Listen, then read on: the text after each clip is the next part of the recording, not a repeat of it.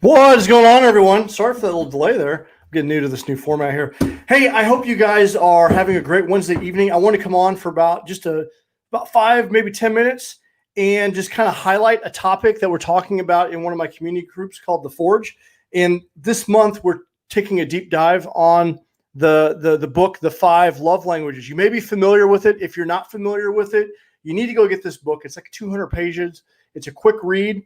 And they have a variety of different love languages. What you want to get is just the 5 love languages. However, once you master that book, you can get love languages, the 5 love languages for children. You can get the 5 love languages for singles. You can get the 5 love languages for men. They've got the 5 love languages for real estate agents, the 5 love languages for dummies. The bottom line is there's only 5 love languages, and you need to know these things. Our greatest human desire is the need to be loved and appreciated. The greatest human desire is the need to be loved and appreciated.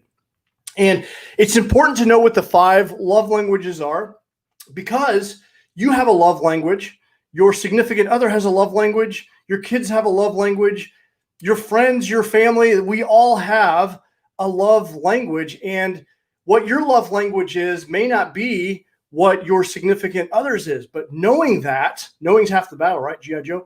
Knowing what their love language is enables you to be deliberate about your actions so you can fill their love tank. And what happens is, and it's happened to me, is you have a obsessive, you fall in love with someone, you can't get enough of them, and then over a period of time, you become mortal enemies. Does that happen to you? It's happened to me. And divorce is expensive, and it's painful emotionally, and it's horrible. And these simple principles, had I known these, had someone taken this book and beat me over the head with it when I was younger, probably would have saved me a lot of pain. It is what it is, but this is a fundamental topic that you need to know. And I just want to do a quick recap as we're going into Thanksgiving and the holiday season, where the emphasis is spending time with our loved ones, right? The holidays are also a stressful time. So just a few tips. Just remember, the desire, the number one human need is the desire to feel loved and appreciated, okay? So the 5 love languages are, first one here, words of affirmation, saying nice things to someone, complimenting someone. So someone that has words of affirmation that as a primary love language likes to receive compliments, okay? And on the flip side of this, someone that has words of affirmation as a feeling of love, their love language, if you say something mean to them, curse at them, they're going to feel it a lot worse than the average person, okay? So you need to know that about people, all right? So the words of affirmation, saying kind things. Now, if you want to amplify, you want some bonus points with words of affirmation, say nice things about that person in front of other people that they value, or say it to people that they value when they're not in the room and it comes back around to them. You're going to really fill that emotional, that love tank. All right. So the second one is quality time. Now, a lot of us, we live in close proximity with one another, but we're disengaged. So quality time means no distraction, turning off the cell phone. These little things here, man, they are distracting all of us. How many hours of the day do you spend like more than an arm's reach away from this device? All of us are sitting around at home on the couch. You're sitting there. If you're sitting in the same room with your significant other at night and you got these out, and you're staring at these things, you're not spending quality time. Quality time is focused, uninterrupted, engaged time. You don't have to spend, I know it's difficult when you're running around, you got a job, you are trying to chase the kids, you got all these requirements, you got to get your workout in, don't skip leg day, all that kind of stuff, right? But spending 10 to 15 minutes of like making eye contact with your significant other and just talking about the day, that's good, solid quality time, okay? It's not distracted time, it's quality time, okay? So quality time. Third one, as we approach Christmas season, right? Get your credit cards out. Gifts don't have to be expensive. Gifts just have to come from the heart. You could be going on a walk, picking up some wildflowers or some dandelions or something like that. Maybe pick up a rock or something like that. But just the exchange, the thought of giving something meaningful to someone else. Someone that values gifts appreciates that. It doesn't have to be expensive.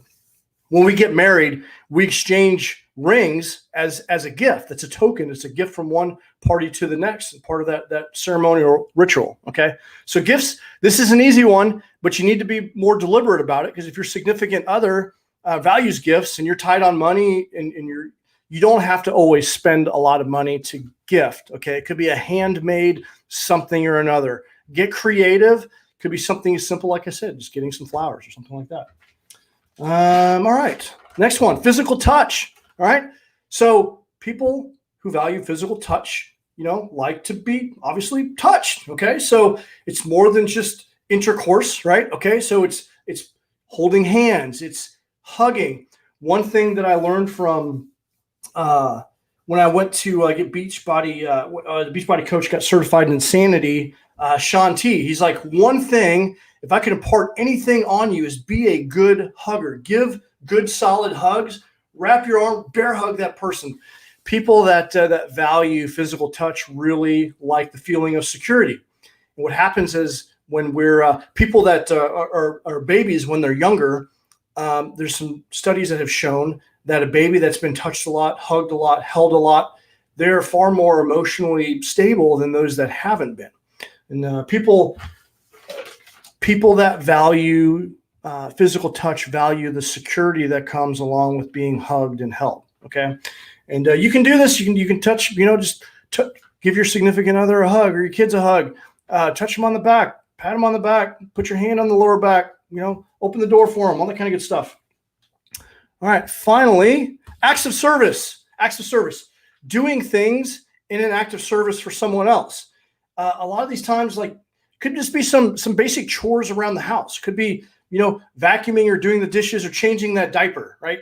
You're doing it as an act of service. You're thinking about them. So someone that values acts of service wants the specific thing done. Now, a lot of people get this wrong. Your significant other may like acts of service, and you might be washing the car, doing the bills, doing the laundry. But what they want you to do is vacuum, make the bed, take out the trash. You got to make sure that the things that are important, the acts of service that are important with your significant other, are important to them. I don't know why. You're going to have to ask them directly what's important to them, because it's different for everyone. But you can do a lot of chores. You can do what you perceive to be acts of service, and it's just not in line with them. I'm not an acts of service kind of guy. They're a weird group. I don't know. You got to ask them. That's all I know. But anyway, really important. So a tip is ask them, hey, honey-do list, next 30 days. Give me the top 10 things you want me to do, 1 through 10, and I'll get those things knocked out. And then that's how you chip away. If your significant other is away, maybe you get your kids involved. Maybe they're going to go grocery shopping. Maybe they're out for a weekend. Get the whole family together. Do the things, the chores that are important. And then when they come back, hey, surprise, we did it. And hey, the whole family was involved. And it's going to make the person that values acts of service feel even more loved. Okay. So let's see here. All right. 5 love languages.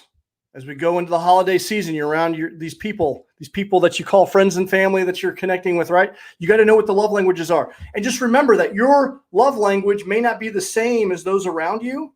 And so, you might be a physical touch person and you're touching those around you, your significant other and your kids. And what you may be showering them with what you perceive to be love, but they're not receiving it the same because their love language is a little bit different. So you may have to be a little bit more deliberate in your approach, and it requires work and it requires you to take daily action, because most people don't have the same love language. Okay. So it's going to require you to be a little bit more deliberate in your approach. You should do something every day for those around you. Okay. If you go to the 5lovelanguages.com/quizzes, 5lovelanguages.com/quizzes. There's a quiz in there. There's a quiz in there for couples, for children, for teenagers, and what's the other group of people? Singles. Okay. You can take a quick quiz. You can determine what your love language is. You could have multiple love languages. You can have, 2, maybe 3. One's going to be your primary, and then you might have a couple other ones that fill your cup. So just to recap, 5 love languages are words of affirmation, quality time, gifts, physical touch, acts of service. Those are the 5. Remember, our greatest human desire is the need to feel loved and appreciated. And this is the way that you do that. All right. So, hey, every week I got a private group community, a tribe of people that I'm developing. Okay. And what we do is every week we get together, we talk about a variety of topics. We have a book of the month. We have serious conversations about 4 critical areas of life: how to improve your health and wellness, how to build wealth and affluence, how to deepen your relationships, and how to make sure that you're in alignment with your purpose. Okay. And we also do 90-day planning sessions and focus on our goals. And it's a place where we can have serious conversation. We do some group coaching and talk about serious topics. So it's a safe space where you can confide and ask questions. So if you have any interest, join the community, hit me up, feel free to DM me. I'll be happy to answer any of your questions. But this is the topic that we're talking about this month. And I thought it was very fitting going into the holiday season. And I know there's a lot of uncertainty right now. And I'm very thankful for you. If you're watching this, I appreciate you. I wish you the best of, I hope you have a wonderful holiday season. I hope you're able to connect with those that you love. And especially after such a rough year, this is a time that we really need to reconnect, right? So whatever that looks like for you, be safe on your travels.